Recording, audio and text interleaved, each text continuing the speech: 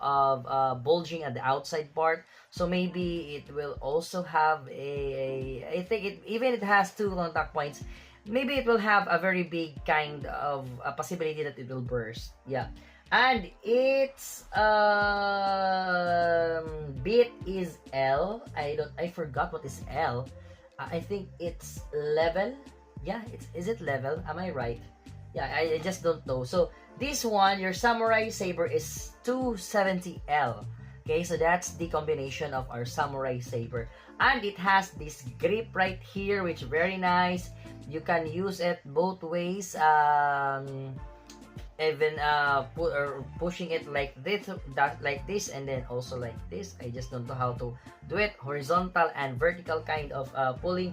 And it has some grips right here, which is in color violet right there, which you can attach on the grip or on the what you call this one, this holder. Okay, and yeah, so much for that. You can also use the rubber grips on the other kind of holder for your reaper or winder.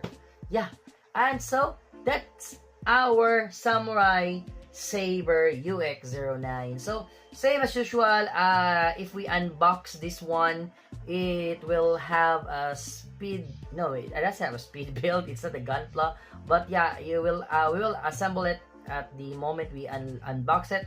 You'll see the contents inside, the blade, the ratchet, and then the bit, and then also the winder and the holder right here.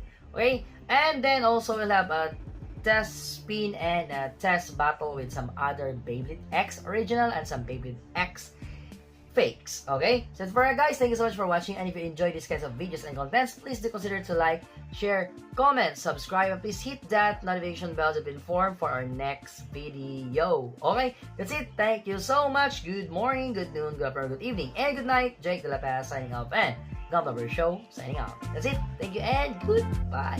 Peace out. Bye.